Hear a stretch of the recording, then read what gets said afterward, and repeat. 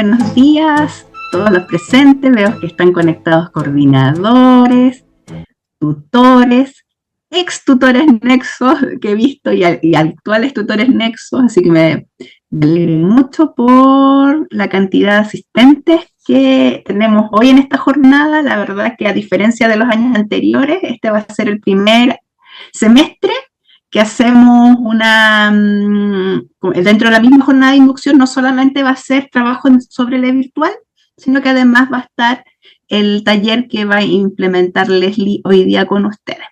Entonces, sin más vuelta que darle, daré las palabras a nuestra directora de la Dirección de Práctica, Graciela Muñoz, para que estas dos sesiones, que ojalá los más nuevos puedan participar en ambas,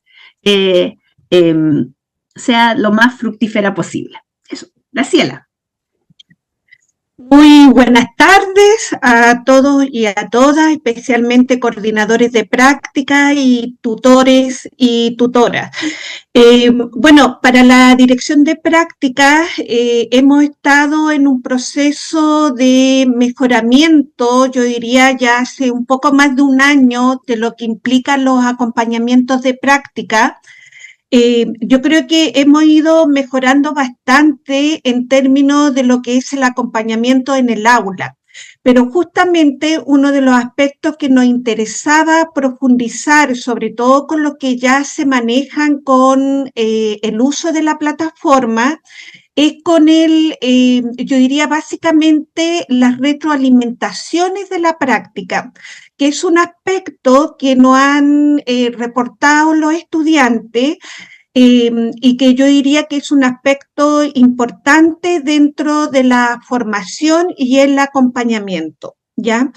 Quiero también hacer mucho hincapié que la dirección de práctica aplica al mes y medio en que los estudiantes ya se encuentran insertos en los centros de práctica, una encuesta de medio término, ya que permite levantar situaciones, alertas tempranas, ya que puedan estar afectando, ¿cierto?, básicamente el desempeño de nuestros profesionales en formación en el aula o en el centro de salud. Entonces, es muy importante porque ahí Marcela va a estar avisando este tipo de situaciones para que las podamos abordar en forma oportuna. Y por último, quiero hacer como un fuerte énfasis en la importancia que tienen ustedes como tutores en el acompañamiento, que nos interesa que no solamente sea un acompañamiento en términos evaluativos, sino que efectivamente el acompañamiento permita generar un acercamiento, un vínculo, un espacio de confianza con los profesionales, con los y las profesionales en formación. Creemos que ese aspecto que se vincula a lo socioafectivo también es importante de incorporar en los acompañamientos, ¿ya? Así que para no dar extender más este espacio, Marcela, presenta tú a nuestra... Ya.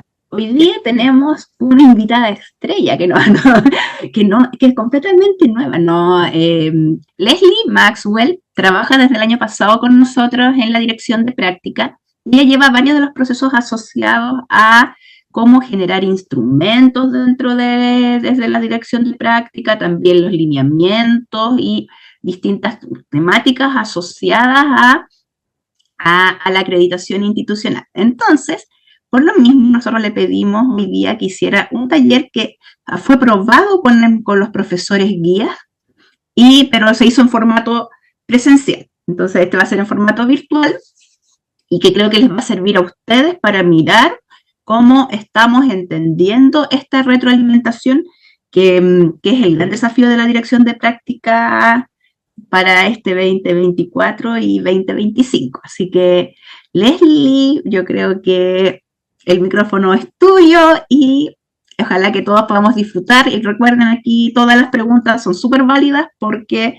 En el fondo todos tenemos distintas maneras en que hemos ido armando nuestro proceso de acompañamiento hacia nuestros estudiantes. Así que aquí aprovechen la instancia. Ya, buenos días, buenas tardes, perdón. Soy Leslie y hoy día voy a acompañarles con un taller respecto de retroalimentación. Denme un segundito para abrir el taller. Me parece que ya estaba aquí. No. Lo probé recién y eso. Un segundo. ¿Se ve bien? Sí, es que estoy abriendo la vista de moderador. Ahí está. Ya. Bueno, partir de la premisa de que tanto los tutores y las tutoras de práctica UNCE como los y las profesionales guía somos formadores de nuestros profesionales en formación. Es decir, la Dirección de Práctica ha estado orientando la labor de estas figuras tan importantes en los procesos de prácticas profesionales de nuestros y nuestras profesionales en formación desde las prácticas iniciales, intermedias y finales, en un rol que traslade el sentido de supervisión que existía previamente, ¿no es cierto?, de los tutores y los profesionales guías, que eran como supervisores, ¿no es cierto? Nos preocupábamos mucho de la asistencia, de si iban, de si no venían, de aspectos incluso muchas veces que copaban más lo administrativo. Sin embargo, y a propósito de toda la información que se ha ido recibiendo en distintas instancias, estoy hablando de estudios nacionales, internacionales, pero incluso los mismos instrumentos que como dirección hemos ido levantando, nos damos cuenta de que el rol de tutor o de tutora y de profesional guía, que en el fondo es como una tutorización también, es crucial y a veces puede cambiar el proceso para mejor o para peor también. Es lo que siempre hablamos nosotros, que un profesor es tan fundamental que puede hacernos, ¿no es cierto?, descubrir mundos, como también puede generarnos algunos problemas con nuestra autoestima académica, etc. Entonces, este taller parte de la base de que el trabajo que nosotros hacemos como tutores, como tutoras, es un trabajo de formación, es decir, un trabajo docente, es un trabajo pedagógico. Les quería comentar que hay un chat para que levanten la manito, y ahí Marcela, Graciela o Cristian me van avisando si hay preguntas entre medio. Entonces, ¿por qué es importante la retroalimentación? Lo que les comentaba yo es que la retroalimentación no solamente es una estrategia de evaluación, ¿ya? Nosotros muchas veces la retroalimentación quedó como ese espacio en el que nosotros, después de alguna evaluación formal, le decíamos a nuestros estudiantes si estaban bien y si estaban mal. Les entregábamos una nota, a lo mejor un comentario, etc. Sino que es al mismo tiempo una estrategia de enseñanza-aprendizaje que fortalece profundamente los procesos reflexivos, ¿no es cierto? Dado que el propósito del aprendizaje exige una interacción dialógica en este caso, los tutores con los profesionales en formación y de los profesionales en formación entre ellos, para eso también se fortalece y se potencia mucho, no solo las reuniones individuales con los tutores, sino que las reuniones grupales. La retroalimentación tiene que motivar a reflexionar, a expresar e intercambiar sus ideas acerca de los desempeños o metas que se esperan, ¿no es cierto? Que los ayude a progresar hacia o incluso más allá de los objetivos evaluados. La retroalimentación permite en los profesionales en formación que visibilicen su progreso y desarrollen estrategias de aprendizaje para alcanzar objetivos. Por eso aquí decimos, ¿no es cierto?, que permite asegurar el acceso a cada estudiante o a cada profesional de información a información relevante sobre su propio proceso de aprendizaje, que a veces, al estar inserto en el mismo, no es tan evidente.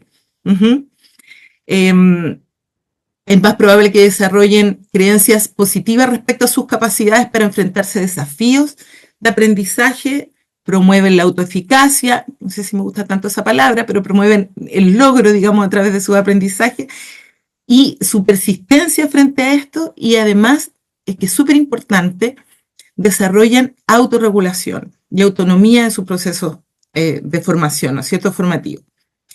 Pero a la vez, ¿no es cierto?, que posibilita, ¿no es cierto?, este sentimiento de control sobre el aprendizaje, también apunta a mejorar los procesos formativos. Es decir, lo interesante de la retroalimentación es que es bidireccional, ya es como la política de vinculación con el medio. Es bidireccional porque no solo la retroalimentación ofrece información importante para la reflexión y para el mejoramiento a los y las profesionales de información, sino que también a nosotros en el rol de tutores y tutoras. Es decir, de qué manera podemos hacerlo mejor y vamos ajustando ese rol, ¿no es cierto?, a partir de esa reflexión.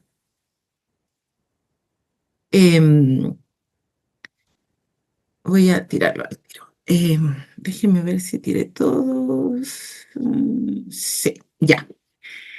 El ciclo de la retroalimentación, como les decía, al ser una estrategia, no solamente una estrategia de devolución de una información respecto de algún desempeño, es una estrategia pedagógica, una estrategia de docencia, y por lo tanto figura en este mismo esquema que es importante instalarlo, porque muchas veces nosotros esperamos, y a veces nos pasa como docentes, ¿no es cierto?, que tenemos en la cabeza qué es lo que queremos ver en el desempeño de nuestros profesionales en formación, pero no siempre esa información la compartimos con nuestros profesionales en formación. Y esperamos que así como casi por telepatía, ellos reciban eso, sobre todo porque la labor de tutor, y eso hay que decirlo, es un espacio que viene alimentado de todas las otras actividades curriculares que los y las profesionales en formación han ido generando. Entonces a veces uno dice, bueno, pero esto lo tuvieron que haber visto, esto lo tienen que saber hacer, porque esto lo tuvieron que haber visto en tal o cual asignatura. Y en efecto es así. Digamos, los tutores nos vamos a reemplazar la labor de formación que ese profesional en formación ha tenido a lo largo de su trayectoria educativa en todas las asignaturas. Pero sí el espacio de práctica profesional es interesante porque es una vitrina, es un lugar donde efectivamente todos esos aprendizajes se transforman en desempeño y nosotros podemos observarlos. Y se observan mucho más nítidamente. Entonces, una de las cosas, uno que podríamos decir que es el punto de partida, y que ojalá, yo sé que muchos y muchas de ustedes me van a decir, pero eso es súper difícil porque efectivamente el rol, sobre todo en la FID, de los profesionales guía, ¿no es cierto?, los profesores guía, la relación no es tan constante, ¿no es cierto? Muchas veces nos cuesta mucho generar esta reunión, estas juntas entre la triada formativa, que es el profesional en formación, el profesional guía y los tutores. Debería ser un punto de partida que nosotros deberíamos intencionar y buscar. Porque en ese punto de partida que está aquí, ¿no es cierto?, que es hacia dónde queremos llegar, es muy importante conversar y clarificar con los profesionales en formación cuál es el propósito, la meta a alcanzar. Por mucho que hayamos compartido los objetivos, por mucho que estén en el plan, en el programa de la actividad curricular, ¿no es cierto?, estos no siempre evidencian los desempeños que esperamos. Ya muchas veces en los programas nosotros redactamos los objetivos de aprendizaje o hay un temario o hay formas que les decimos a los estudiantes, tienen que saber planificar o tienen que saber hacer una anamnesis, ¿no es cierto? Pero es fundamental, ¿no es cierto?, que en ese diálogo nosotros podamos dar cuenta de cómo se ven esos objetivos de aprendizaje. Dialogar con nuestros profesionales en formación para que ellos tengan claridad con cómo se ven aquellos. Y lo otro que es súper importante y que también quería comentarles a propósito de que este taller lo tuvimos con los profesionales guía, que los profesionales guía refieren mucho a que no tienen claridad respecto de los criterios y algunos ni siquiera de los instrumentos de evaluación con los que deben evaluar a los profesionales de información cuando llegan a hacer su práctica. Por lo tanto, ese diálogo en esta triada, ¿no es cierto?, con los profesionales de información, con los profesionales guía, ya sobre los criterios con los que serán evaluados y cómo estos se ven en la práctica. Por ejemplo, usar buenos ejemplos de desempeño.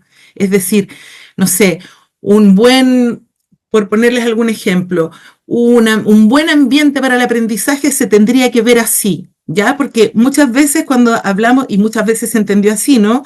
Hablamos de buen ambiente para el aprendizaje, nos imaginamos, por ejemplo, en una sala, todo el mundo callado, sentado en su puesto, y no necesariamente un buen ambiente para el aprendizaje se ve de esa manera. Entonces, eso es súper importante, ese diálogo para que tanto el profesional en formación, los profesionales guía y ustedes como tutores tengan claridad de qué es lo que quieren que ese profesional en formación demuestre. Lo segundo es ver dónde estamos, y eso es un poquito más complejo en el lugar de las prácticas, pero tiene que ver un poco con las primeras observaciones, ¿no? Por eso es tan importante ese vínculo que se hace con los profesionales guía, porque cuando nosotros nos fijamos en las metas, podemos también dialogar respecto de dónde ellos sienten que están en ese trayecto. Y es importante levantar evidencia, ¿no es cierto?, respecto de cómo ellos, de en qué lugar están ellos de ese trayecto, o en el fondo lo que se llama es estimar la brecha, ¿no? Desde dónde queremos que lleguen hasta dónde parten. Muchos de nuestros profesionales en formación nos dicen, me siento inseguro, insegura, hay cuestiones en este ámbito específico en el que no me siento tan preparada. Entonces ahí vamos estimando la brecha y nos permitimos, ¿no es cierto?, recolectar e interpretar esa evidencia para ver cuánto falta, ¿no es cierto?, para llegar a ese lugar. Y en el proceso de observación, sobre todo los procesos de observación en aula, que son súper importantes, pensemos que efectivamente en el semestre no son tantos los momentos en los que nosotros como tutores y tutoras estamos observando a nuestro estudiante, digamos el profesional guía, quizás el que está más cercano, por lo tanto ese vínculo y establecer esa comunicación con el profesional guía que permita, ¿no es cierto?, recolectar esa evidencia para ver en qué lugar están nuestros estudiantes, nuestros profesionales en formación, dialogar sobre esos desempeños a partir de esa evidencia. Y aquí hay algo que cobra vital importancia y que tiene que ver con los instrumentos. Yo sé que los instrumentos que ustedes ocupan para la observación de clase quizás tienen que ser mejorados, tienen que ser adecuados, pero eso también hace un tiempo lo conversábamos con la dirección de práctica. Si ustedes sienten que esos instrumentos tienen que tener adecuación, es posible, esa flexibilización existe, es decir, ¿de qué nos sirve un instrumento que nos está haciendo mirar cosas que no son relevantes? ¿Ya?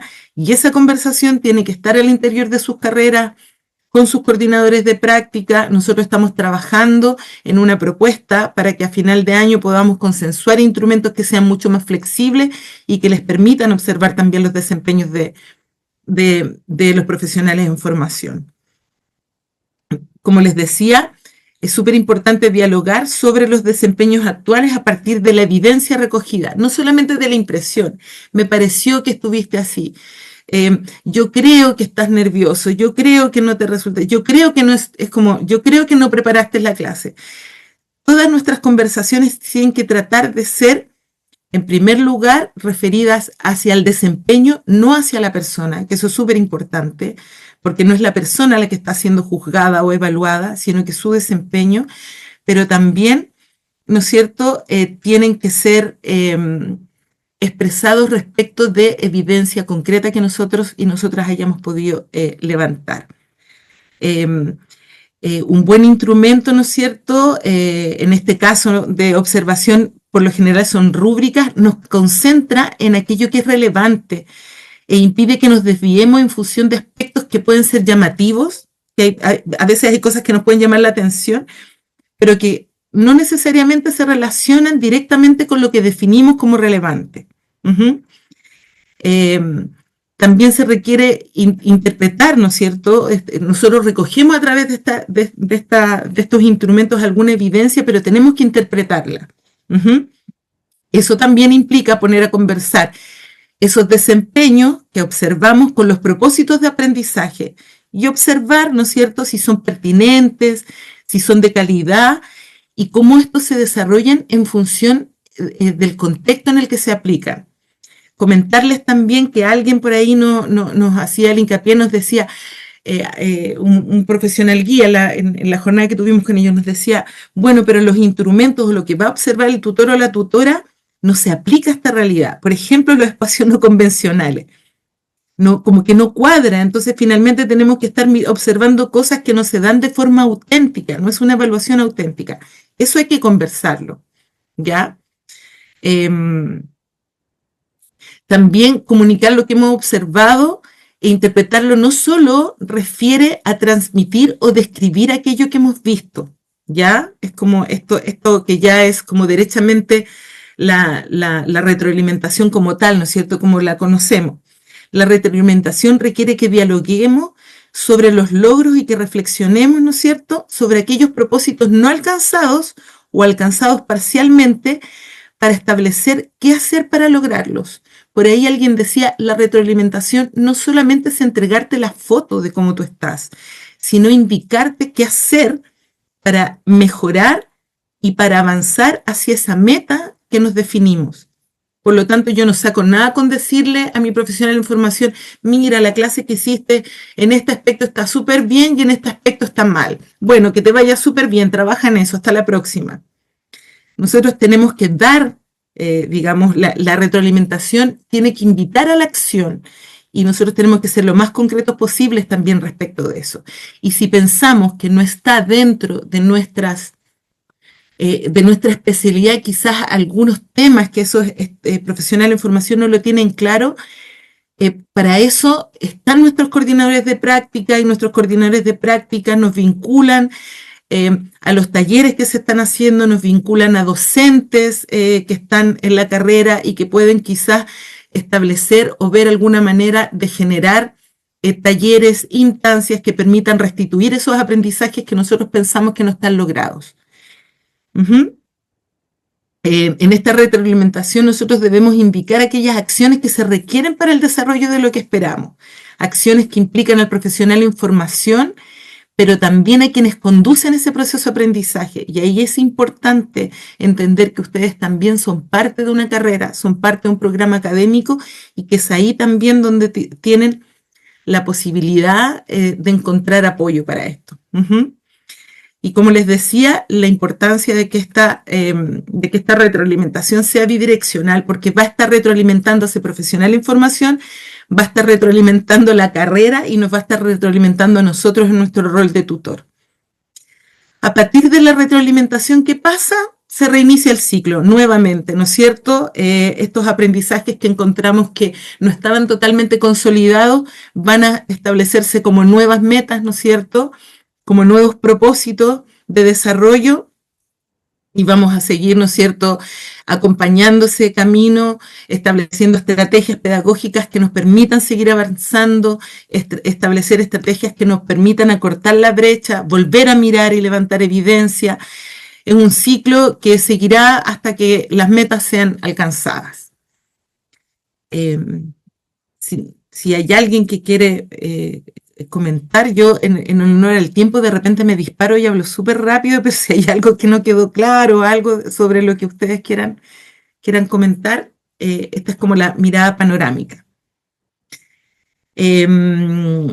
Voy a la... Bueno, entonces cuando hablábamos de hacia dónde queremos llegar y decíamos que el diálogo es muy importante, es lo fundamental y ojalá ese diálogo esté situado en esa primera instancia en que ustedes puedan tener una conversación con sus profesionales en formación y con los profesionales guía sobre qué se entiende por un buen desempeño, cómo se ve, ¿ya? ¿Qué aspectos son los relevantes de ese desempeño? Construir significados compartidos es muy importante. Por ejemplo, si nosotros queremos, puse el ejemplo de andar, ¿qué podría significar para nosotros andar bien en bicicleta? Porque nosotros, claro, podemos decirle en el caso, por ejemplo, de un director de orquesta o un kinesiólogo o un docente, podríamos decir, hacer una buena clase, planificar bien, hacer una buena anamnesia, hacer un buen tratamiento, lograr interpretar o lograr hacer que las personas que están a tu cargo interpreten bien música.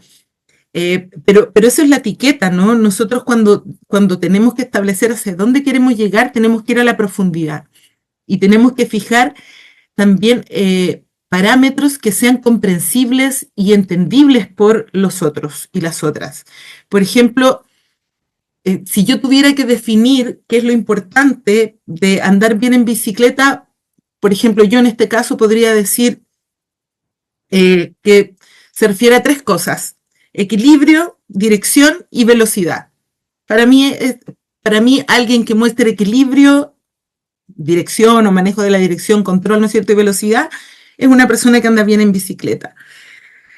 En este momento es muy importante construir ese marco de entendimiento porque nos va a permitir establecer significados compartidos sobre lo que entendemos, porque también al decir yo equilibrio, no es, bueno, pero ¿qué es el equilibrio, no es cierto? ¿Qué es la dirección o qué es la velocidad? Para alguien podrá ser muy veloz algo y para otra persona podrá no ser tan veloz, ¿no es cierto? En la formación práctica, el establecimiento de criterios, ¿no es cierto?, estos criterios de evaluación, ya que se trata de desempeños que se dan en contextos cambiantes y que no solo dependen de la performance de los profesionales en formación, sino que también intervienen los otros, las comunidades donde yo me desarrollo, y además interviene el proceso de construcción de la identidad profesional. Entonces también tenemos que ver que quizás una buena clase para mí, que yo tengo construido mi proceso identitario profesional, o un buen desarrollo de una anamnesis, un diagnóstico, quizás no pueda hacer lo mismo con ese profesional con el que estoy, en formación con el que estoy trabajando. Por eso es súper importante establecer esos diálogos. A veces pasa que yo estoy respondiendo a mi identidad profesional, a mi ethos profesional, haciendo el ejercicio de mi profesión, pero otra persona me puede estar mirando del lado y puede sentir que no estoy ejerciendo de buena manera. Por eso esos acuerdos tienen que estar. Este diálogo también forma parte de lo que esperamos que nuestros profesionales desplieguen, ¿no es cierto? Y poniendo en marco todo y en juego todos los marcos teóricos que escriben y construyen comprensiones sobre su profesión y sobre el rol que van a desempeñar. Por ejemplo, cuando decíamos que eran nuestras metas, pero ¿hacia dónde queremos llegar? ¿Qué podría significar para nosotros andar bien en bicicleta? Y aquí es cuando pongo un ejemplo de que es súper importante que nosotros dialoguemos, porque es recurrente que al definir los aspectos relevantes del desempeño, nosotros pongamos atributos que pueden resultar muy subjetivos, como este de equilibrio, dirección y velocidad, ¿cierto? Y tampoco hay que esperar que todo sea objetivo ni medible de forma unívoca, ¿no es cierto? Pero sí es importante describir con la mayor precisión posible cómo se vería un desempeño óptimo de las dimensiones esas que nosotros definimos. Este proceso es de mucha riqueza en ese diálogo, porque obliga a situar esas comprensiones en un contexto específico. No es lo mismo cualquier contexto en el que los centros de práctica, nosotros sabemos, son todos distintos. Algunos requieren más o menos habilidades en ciertos en ciertos aspectos, ¿no es cierto? Incluso es importante hipotetizar situaciones emergentes. Este ejercicio es valioso desde lo socioemocional también, que es lo que nos hablaba recién Graciela, ¿no es cierto? Porque permite que los profesionales en formación construyan un imaginario posible acerca de su desempeño y además evita la incertidumbre respecto de los parámetros que van a usar ustedes y los profesionales guías como evaluadores para evaluarlos, para ir a observarlos. Es un momento de profundo sentido pedagógico y reflexivo. Cuando yo le digo a mi profesional en formación, ¿no es cierto?, que va a ser un ciclista, le digo que me importa que tenga equilibrio, y le explico que el equilibrio para mí va a ser que él mantenga los 2 pies sobre los pedales durante todo el trayecto, estoy indicándole una manera también de construir lo que a mí me parece importante respecto de ese ejercicio profesional. Y ahí se puede dar el diálogo, porque también tenemos que pensar que no solo lo que es importante para mí puede ser relevante, tenemos que ver también qué pasa con el profesional guía que está en el centro de práctica. En otro ejemplo, la dirección. Si yo le digo, tienes que mantener la dirección, pero no le digo que para mí mantener la dirección es mantenerse dentro de los límites de la pista demarcada, no le estoy dando datos relevantes para que él pueda, ¿no es cierto?, autogestionar su aprendizaje y su desempeño hacia allá. O, por ejemplo, la velocidad, ¿ya? La velocidad, no hay nada más subjetivo que la velocidad, ¿no es cierto? Entonces yo le digo, tienes que recorrer X distancia en X rango de tiempo. Esas cosas, esas precisiones, esos diálogos, esas conversaciones son tremendamente relevantes para que las retroalimentaciones efectivamente sean procesos de diálogo, de mejoramiento profesional en este caso. ¿Y dónde estamos, no es cierto? ¿En qué parte del trayecto de la meta nos encontramos? Y ahí es el instrumento. Y aquí yo me imagino que ustedes tienen miles de opiniones respecto de los instrumentos que usamos hoy día. Como les decía, los instrumentos siempre se pueden mejorar. Los instrumentos como las planificaciones, cuando hablamos de docencia, no pueden ser camisas de fuerza, sino que tienen que ser guías flexibles que nos den la posibilidad de ir adaptándonos también a lo que consideramos valioso, ¿no es cierto? Por lo tanto, en ese sentido, como dirección de práctica, nosotros recogemos el guante y este año vamos a estar trabajando y vamos a trabajar con todas y todos ustedes para lograr tener un marco, un piso base de instrumento que pueda permitirles, ¿no es cierto?, recoger toda esa información que habla de los desempeños profesionales de nuestros profesionales en formación. Es súper importante porque si no tenemos cómo levantar evidencia, no vamos a saber dónde está ese profesional en el trayecto al que queremos llevarlo hacia una meta X, ¿no es cierto? Ese instrumento es el que nos permite levantar evidencia sobre un desempeño. Y cuando levantamos evidencia y, por ejemplo, vamos a observar una clase o vamos a observar una anamnesis, un diagnóstico, un tratamiento, vamos a observar un trabajo de dirección de orquesta y llenamos los casilleritos de la rúbrica o de la escala Likert o de la pauta de observación, ¿no es cierto? Y llenamos esos casilleritos, lo importante es pensar que no podemos quedarnos ahí. Que el segundo paso, cuando nosotros estamos evaluando, es analizar e interpretar esa evidencia, ¿ya? Es decir, nosotros tenemos que volver a mirar eso que observamos de acuerdo a lo que en algún minuto conversamos, definimos, que era lo importante, lo relevante, lo necesario de lograr, y analizar si hay progreso, si hay avance. Muchas veces no vamos a lograr a la primera llegar a la meta, pero es súper importante y es relevante detectar si hay progreso, detectar también no solamente las cosas que están buenas y las cosas que están malas, sino que aquellas comprensiones que no deseamos. Algunas cosas que si bien es cierto, hay un entendimiento de algún concepto, no es el entendimiento que nosotros queremos que exista para un desarrollo, un ejercicio profesional.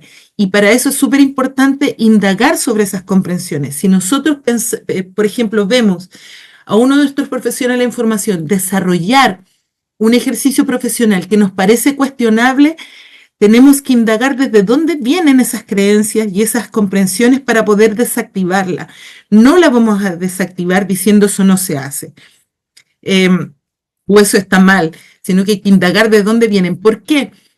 Porque en general todos los profesionales actuamos mucho a partir como de estas experiencias vicarias y terminamos siendo profesionales más parecidos a los profesionales que nos formaron o a quienes vimos como profesionales que a lo que estudiamos en los libros, en las guías o a los trabajos, ¿no es cierto?, de investigación que realizamos. Entonces, para poder desactivar estas comprensiones no deseadas, necesitamos indagar desde dónde vienen. De esa manera vamos a poder conocer y dimensionar esa brecha. Si tenemos una brecha muy amplia, si estamos en las primeras observaciones viendo que hay una brecha muy, muy amplia, como les decía Marce por ahí, Graciela, tenemos que activar alertas, porque hay espacio de apoyos académicos, emocionales y de distinto tipo en la universidad que puede permitir, ¿no es cierto?, generar estos andamiajes a tiempo que no produzcan que nos encontremos, ¿no es cierto?, y que muchas veces pasa que no hay ninguna alerta y al final de semestre tenemos estudiantes o profesionales en formación reprobados y después indagamos y nos damos cuenta que, bueno, siempre, no, la verdad es que nunca le resultó esto. Eso. Vamos avanzando. ¿Por qué es importante esto, no es cierto? Porque además, cuando nosotros logramos saber dónde está ese profesional en formación, en su proceso de práctica, podemos darle, como les decía yo, esta iteración de fijar las metas a cada rato y fijar las metas a cada rato, y a veces vamos a tener que bajar un poquito las metas, porque para que las metas puedan ser logradas, y ahí yo me empato con Vygotsky, ¿no es cierto?, en su teoría de la educación, nosotros tenemos que generar propósitos que estén en la zona de desarrollo próximo de esos profesionales en formación, es decir, que sean desafiantes, que los muevan a avanzar, a mejorar, pero que estén en un lugar óptimamente desafiante, es decir, un lugar que también puedan alcanzar, porque si nosotros, por ejemplo, nos fijamos una meta, y voy a poner un ejemplo, el clásico ejemplo del ajedrez, si nosotros queremos que alguien realice un ataque siciliano y estamos frente a alguien que ni siquiera sabe poner las piezas en el ajedrez, nos podemos partir la cabeza con estrategias enseñándole a esa persona el ataque siciliano y no lo va a poder comprender porque todavía, ¿no es cierto?, no sabe ubicar las piezas sobre la mesa y no sabe cómo se mueven las mesas. Eso es lo que genera cuando nosotros no sabemos, no estimamos la brecha, nosotros lo que hacemos muchas veces es ponernos metas, y típico la meta del estándar, ¿no es cierto?, que no necesariamente todos y todas pueden alcanzar, y cuando sucede eso tenemos deserciones, situaciones socioemocionales súper complicadas, pero también tenemos, ¿no es cierto?, frustración. Y obviamente también tenemos un significativo número de estudiantes que son súper resilientes y que se ponen a full estudiar, a full estudiar, a full estudiar y logran de repente esa meta. Pero eso es algo que es un poco, digamos que es la excepción que confirma la regla. Retroalimentar, por lo tanto, es mediar y acompañar procesos de aprendizaje.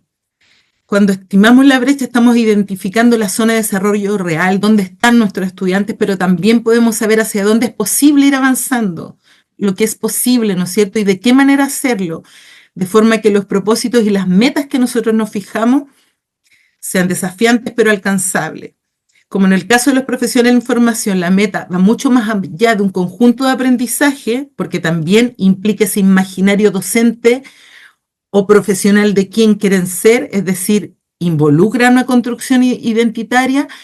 Los acompañamientos y las retroalimentaciones que nosotros hacemos y las metas que nos fijamos no siempre son tan fáciles de observar, ¿ya? Por ejemplo, los aspectos socioemocionales, pero por eso es importante poder estar atentos y atentas a esos signos, a esas señales. Retroalimentar. Aquí unos caballeros que lograron sintetizar en el fondo algunas cosas respecto de la retroalimentación. Dice que para que una retroalimentación tenga impacto en los aprendizajes, es fundamental que incluya reflexión y acción, es decir, conversamos sobre lo que pasa, intentamos encontrar sentidos, intentamos encontrar significados, ¿no es cierto?, pero esa retroalimentación respecto de lo que pasó, pero eso no se limita ni termina al entregar información, sino que también implica diseñar oportunidades para que el estudiante o el profesional en formación, en este caso, pueda pensar y hacer uso de esa información que reciba para acercarse más al aprendizaje a lograr. Es decir, yo no saco nada con entregar solo información de lo que está bien y que está mal y no indicar y diseñar un espacio, un camino para mejorar esos aprendizajes. Retroalimentar implica proveer comentarios, sugerencias para que los profesionales en formación puedan hacer sus propias revisiones también. Y a través del diálogo ayudarlos y ayudarlas a obtener nuevas comprensiones, sin necesariamente prescribir cuáles sean estas. Tampoco se trata de decirles lo que les falta. Oye, no sé, tú no supiste esto es así, sino que llegar y decir, mira, no sé, una anamnesis completa implica también estos aspectos. Investiga qué aspectos te faltaron. ¿Ya? No necesitamos darles todo tampoco, pero sí indicarles el camino para obtener eso que necesitamos que ellos logren. El docente o tutor también recibe retroalimentación de su desempeño a través de ese diálogo y la participación en experiencias compartidas con los profesionales en formación. Algunos lineamientos prácticos. Uno, súper importante, cuando retroalimentemos, no perdamos que estamos retroalimentando aprendizajes o desempeños. Tenemos que hacer referencia a la meta, no a la persona. Es increíble lo que cambia una retroalimentación. Y hay estudios cuando yo llego y le digo a alguien, mira, no eres un buen ciclista porque hiciste tal o cual cosa, a cuando digo, mira, hay aspectos de tu control de la velocidad que no se logró porque bla, bla, bla, bla, bla. Cuando yo me refiero a la meta, también de una u otra manera desactivo esa reticencia emocional a la autocrítica, ¿ya? Porque vivimos en una sociedad que nos cuesta mucho también la crítica, ¿no? Una de las cosas que yo diría que es fundamental, ¿ya? Y que en mi forma de ver es una de las más importantes respecto de la retroalimentación. Tiene que ser oportuna. Yo no saco nada con retroalimentar al final del semestre o después de 3 observaciones en la práctica que he ido a hacer porque perdí todo ese tiempo para poder generar mejoras. La retroalimentación ojalá tiene que ser en el momento y sobre aspectos muy concretos, que es lo que dice el tercer tips, ¿no es cierto? Tiene que ser abordable y clara, es decir, la retroalimentación que yo hago en el momento, ¿no es cierto? Cuando se está trabajando en los aprendizajes permite que exista ese tiempo para redirigir acciones. Y esa información tiene que centrarse en lo relevante, tiene que ser abordable. Después, cuando yo hago la retroalimentación de observación, hago una retroalimentación que es oportuna, que es abordable y clara, y después yo la proceso y hago una retroalimentación más larga, quizás con más detalles, con más aspectos, y que es la retroalimentación que yo dejo consignada, ¿no es cierto?, en que muchos y muchas de ustedes consignan en el aula virtual para que él o la estudiante después la pueda revisar, ¿no es cierto?, paso a paso, pero es importante que haya retroalimentación oportuna inmediatamente después de la observación y que tenga estas características. Es clara, ¿no es cierto? El mensaje y la información entregada debe ser comprensible, precisa y acotada. No podemos pedirle, mira, no, la verdad es que vas a tener que leerte nuevamente todo el manual de anatomía porque no, la verdad es que no lo entendiste. No existe él o la estudiante que no aprendió nada. Por eso es importante que quienes retroalimentamos y quienes evaluamos tengamos exacta claridad de aquellos aspectos que sí están logrados y aspectos que se necesitan mejorar. Es integral, ¿ya? Aborda lo que está logrado y lo que se puede mejorar. Y como tips, ojalá siempre partir por lo que está logrado. Ya eso genera calma, eso genera también una disposición a abordar lo que falta por mejorar de una manera mucho más tranquila o mucho más abierta.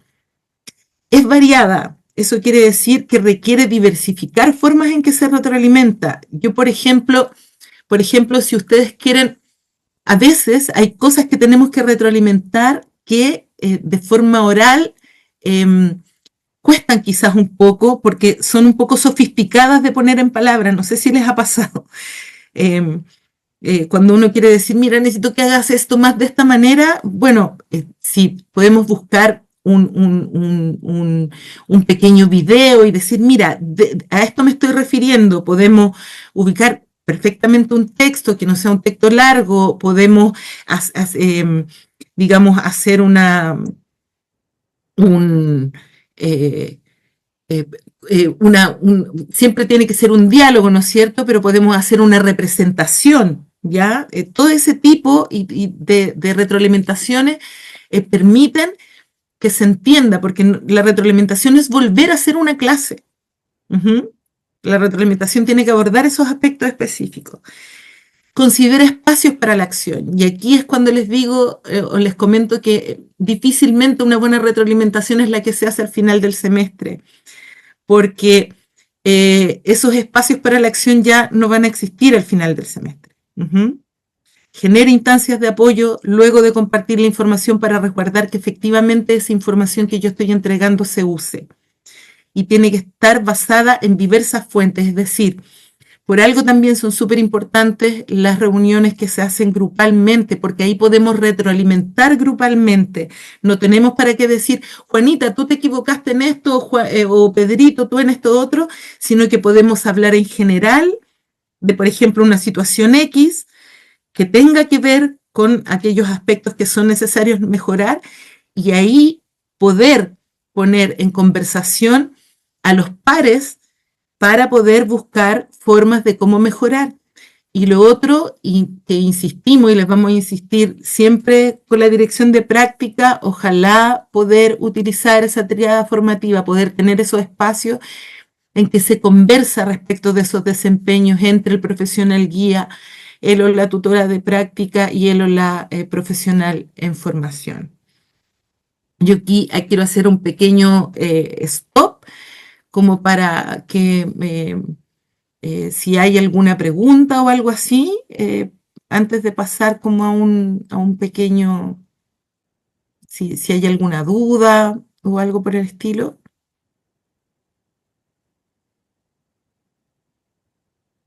Veo, déjenme ver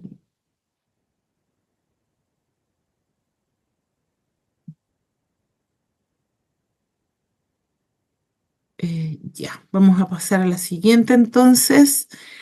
Y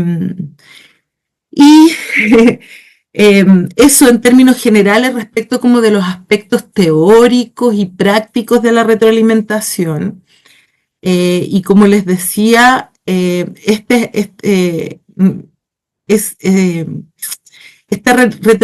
la primera retroalimentación que tiene que ser oportuna, clara, precisa y que tiene que entregarse ojalá en ese momento. También va acompañada de esta otra retroalimentación, que es la que ustedes realizan, la que muchos de ustedes, yo sé que no todas las carreras lo están implementando, pero sí las carreras de la FID, que es necesario que se use esta plataforma, ¿no es cierto?, de las observaciones de clase y se ponga ahí en evidencia la retroalimentación, porque eso permite también que ustedes se explayen en todos los aspectos que ustedes consideran que están logrados, los aspectos a mejorar y también las formas en cómo esa profesional en formación podría mejorar ese aspecto, ¿no es cierto?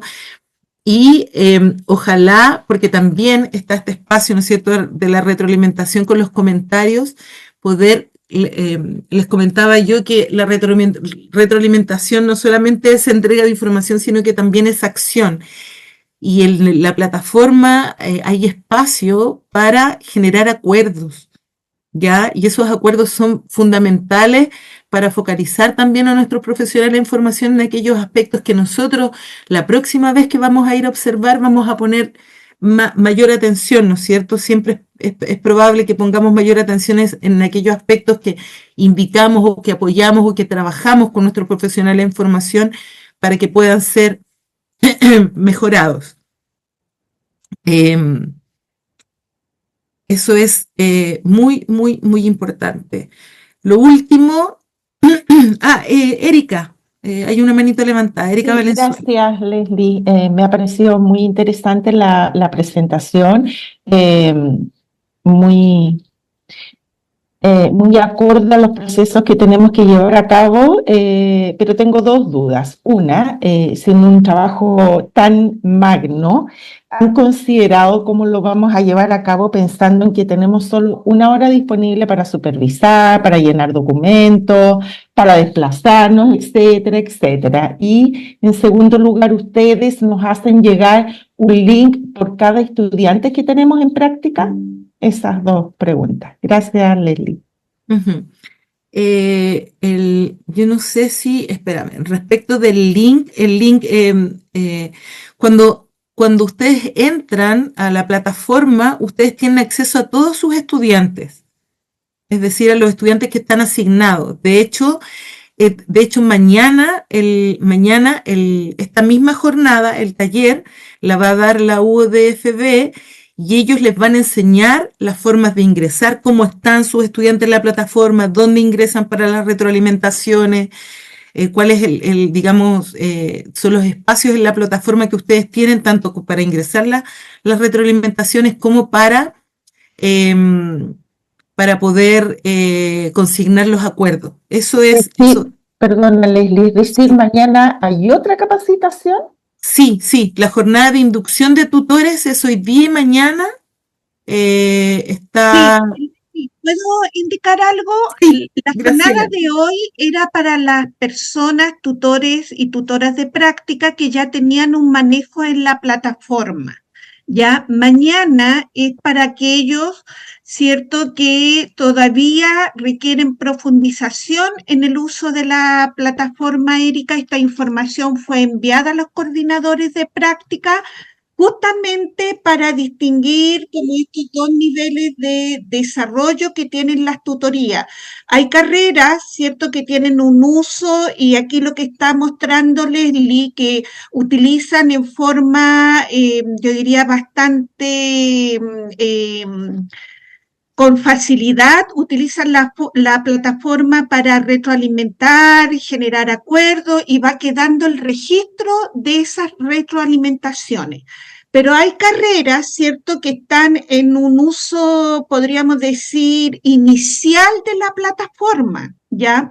Y en esto yo quiero hacer como bastante hincapié de que esto es una herramienta que se va a quedar para la formación práctica. Ya mañana, ya lo que ya se manejan en el uso de la plataforma, no solamente pueden escribir, porque una vez en la tutoría, ¿cierto?, va registrando en su propio cuaderno, ustedes pueden subir una fotografía de su cuaderno.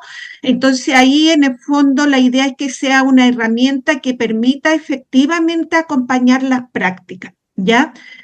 Respecto, todos sabemos, sí, vamos a enviar la grabación. Todos sabemos, ¿cierto? Y esto yo diría que en general es una debilidad que de algún modo yo diría que hemos tenido como una respuesta, y principalmente yo diría en términos de los tutores y tutoras de práctica que están a honorarios, ¿cierto? Ustedes saben que sus carreras, sobre todo en la formación inicial docente, pagan una hora, y la dirección de práctica adiciona el pago de una hora justamente para... ¿Ya? Y de todas maneras se va a enviar como un pequeño cuadro que estamos usando, que yo creo que le ha servido mucho a los coordinadores de práctica y a los mismos tutores, en términos de cómo organizar visitas, talleres, que es parte del trabajo, ¿cierto?, de lo que implica el acompañamiento a la formación práctica. Disculpa, Leslie, como para responder ahí esa pregunta. No, súper bien, gracias, Graciela. Miranda. Y solo para ver si entendí bien. Entonces, desde este semestre, aparte de la hora para los honorarios que paga nuestro departamento, la dirección de práctica va a pagar una hora más. Sí, ¿Sí?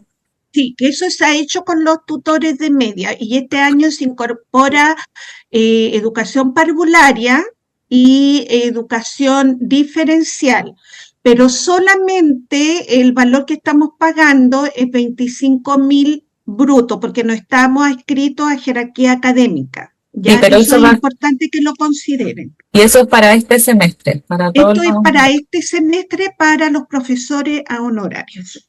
¿Ya? Eso. Entonces, sabemos que probablemente es insuficiente, estamos totalmente claras que el trabajo que realizan los tutores de práctica es muy relevante en todo lo que es el acompañamiento. Y este año yo creo que viene la discusión justamente del mejoramiento en términos de las horas que se requieren para acompañar a nuestros profesionales en formación. Ya, eso básicamente. Sí, Leslie, sí, solo comentar que es un clásico en la docencia, ¿no es cierto? Es quienes hacemos formación en los lugares donde estemos siempre, tenemos menos tiempo del que se requiere y, y también muchas veces nos pagan menos de lo que desearíamos, ¿no es cierto? Pero hay una labor también que es fundamental y que tiene que ver, ¿no es cierto?, con lo que también, a ver, es que no quiero que suene a que nos tenemos que conformar con lo que nos dan, porque no es así, ¿no es cierto? Pero dentro de las condiciones que hacemos, nosotros siempre tenemos que buscar tratar de hacerlo de la mejor manera posible, porque en el fondo estamos formando los futuros profesores también. Entonces, desde la dirección de prácticas, como decía Graciela, eso se entiende súper bien y siempre vamos a estar en disposición y tratando de hacer todo lo posible porque esas condiciones vayan mejorando. sí. Em, Leslie, no sé si queda algo más, porque me gustaría como enfatizar algo respecto a los registros. Espérame un segundito que Catalina Román, Catalina Román pregunta, sí, bueno, soy la pregunta de lo del acceso a la plataforma, eso se va a explicar mañana todo. Hay grabación y la pauta de observaciones, los instrumentos de observación y de evaluación que ustedes aplican a sus profesionales en formación son entregados por sus coordinadores y coordinadoras de práctica. Ya, esos se los tienen que pedir a ellos y también son entregados por los coordinadores y coordinadoras de práctica a los profesionales guía de los centros de práctica también. Eso. Ya, Graciela. Ya. Yo quiero hacer énfasis un poco en la importancia de este taller por varias situaciones que nos han pasado, digamos, con mucha fuerza este semestre, que va a ser un tema que mañana vamos a hablar con los coordinadores de práctica. ¿Ya? Uno es el poco diálogo con los profesionales guías del sistema escolar o del centro de salud. Lo que no nos puede pasar que lleguemos al final del proceso de la práctica final y nos enteremos ahí que el profesor guía reprobó la práctica del estudiante, ¿ya? Que son situaciones que debiéramos, si tenemos esta conversación, si nos presentamos en el colegio, si articulamos alguna conexión con el profesional guía, debiéramos al menos estar enterados de la situación que está viviendo ese estudiante, ¿ya? No podemos llegar al final con una situación de reprobación, y más todavía una situación de reprobación en que la tutora aún se lo aprueba y el profesional guía lo reprueba, ¿ya? Entonces, algo pasó ahí en términos del diálogo y la retroalimentación que tenía este estudiante, ¿ya? Porque todo podemos solucionar en forma previa, buscar los apoyos en el centro de acompañamiento, en la DAE.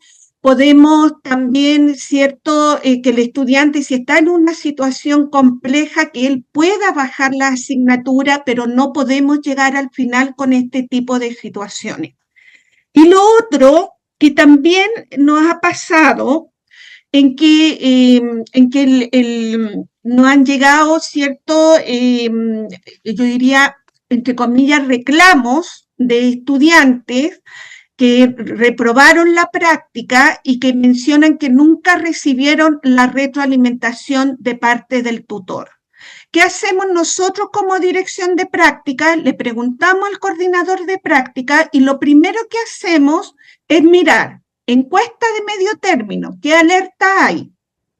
Miramos la respuesta del estudiante en la encuesta de salida y miramos en la plataforma si el estudiante, si el tutor dejó o no el registro de las retroalimentaciones, ¿ya? Y esto lo quiero decir también como respaldo,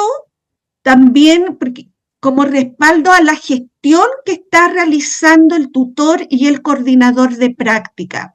Entonces, es muy importante aquí el diálogo, las alertas tempranas, avisar oportunamente, llevar el registro ordenado de los estudiantes que estamos tutoreando para que efectivamente se dé el proceso en forma, yo diría, satisfactoria, tanto para el profesional en formación, el profesor guía y también para el tutor que está acompañando la práctica.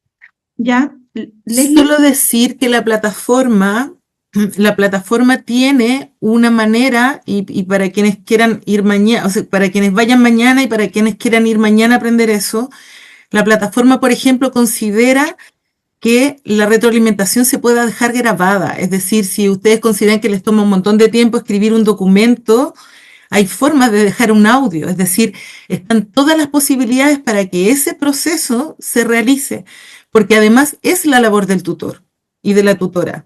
Es decir, no somos tutores ni tutoras si no nos coordinamos con nuestros profesionales guía, no somos tutores ni tutoras si no acompañamos a nuestros profesionales en formación, si no los retroalimentamos. Es decir, son como el piso base para realizar un trabajo de tutoría. Y la plataforma tiene adecuaciones que permiten que se les haga más rápido, más viable, más cómodo, que les ocupe menos tiempo. Eso. No sé si hay alguna pregunta más, Cristina. Hola, quería agradecer a todo el equipo de la dirección de práctica por el taller, lo encontré muy interesante, muy práctico también, por lo que implica nuestro trabajo como tutores, tutoras, donde evidentemente el tema del tiempo, ¿cierto? Que todos nosotros y nosotras disponemos a veces para poder hacer la retroalimentación, a veces nos juega bastante en contra. Sin embargo, este taller me ha llevado a reflexionar lo importante que es generar justamente esos espacios y que también es importante que quienes tutorizamos a veces más de un estudiante generemos estos necesarios espacios individuales, pero también colectivos para poder retroalimentar, porque creo que ambos son muy necesarios. Ya a veces cometemos el error de hacer esta tutoría grupal, dejando un poco la tutoría individual o viceversa. Entonces, creo que es bien importante hacer ese diálogo entre estas ambas modalidades que por ahí les mencionaba de que sea variada, ¿cierto? Diversificar las formas de retroalimentación, que es bien interesante también cuando uno puede compartir con los docentes de formación los comentarios de forma escrita, a veces de forma oral, ¿cierto? De forma colectiva, de forma individual.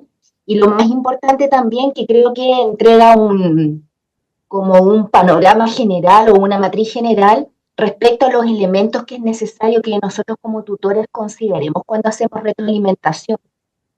Porque a veces también puede pasar, y lo hablo a título personal, puede ser que a veces uno cometa el error sin darse cuenta de empezar a decir, por ejemplo, cómo el estudiante o el profe en formación debería hacerlo, cuando siento yo que es mucho más valioso el ir generando preguntas.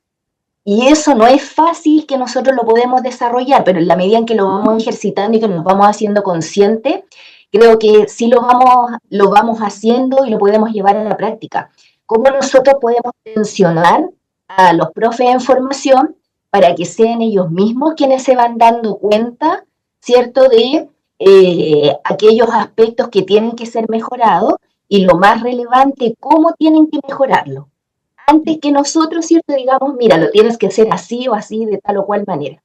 Entonces creo que me voy con con varios elementos a considerar y mi cabeza está trabajando en una matriz, en una planilla o en algo que me parece como interesante de poder trabajar con el estudiante para que a medida que vayamos haciendo la retroalimentación dialogada, él mismo a lo mejor vaya anotando en esta planilla, ¿cierto? Estos mismos elementos ahí que nos compartió Lili, que son súper importantes para la retroalimentación. Gracias, Cristina. Me acordé de un autor Gracias. que decía que preguntar es un arte, saber preguntar y hacer las preguntas efectivamente que apunten a lo que queremos. Miranda. No, yo también quería agradecer por esto, porque siento que siempre, no siempre, generalmente, las instancias que tenemos como tutores, como de capacitación y todo, son como muy, no sé, pues la plataforma, que obviamente también es útil, pero también siempre es bueno reforzar también como retroalimentar. En lo personal, este es el primer año que estoy guiando prácticas profesionales y el primer semestre me mandé todos los puntos posibles. Así que también agradezco mucho tener estas instancias de aprendizaje para aprender también de ellos y de ustedes y poder realizarlo mejor. Así que muchísimas gracias. Y solo como ahí la colega Cristina que estaba hablando de esta matriz, a los estudiantes les sirve mucho conocer las pautas antes. Entonces, como solicitarlas también de las carreras, socializarlas con ellos antes de la práctica, para que sepan también las cosas que se le van a evaluar, no solamente en el portafolio, que a veces se quedan solo centrados en lo que tienen que hacer en el portafolio, sino que también lo que se espera como su rol docente durante el proceso. Así que muchas gracias por esta instancia. Gracias, Miranda. Súper, Miranda. Bueno, Sí, y eso se Olga, trata de lo que te decías tú de las pautas, es como compartir las metas, dialogar sobre las metas. En el fondo es eso, la meta en el fondo es, de una u otra manera después se transforma en una pauta, en un instrumento, pero es eso, así lo más claro posible. Y lo otro que quería destacar es que en el fondo este enfoque de retroalimentación prioriza mucho la autonomía. Y nosotros necesitamos, en los procesos de práctica, lo que más necesitamos es generar autonomía. Autonomía del propio aprendizaje, eso, autonomía para mejorar.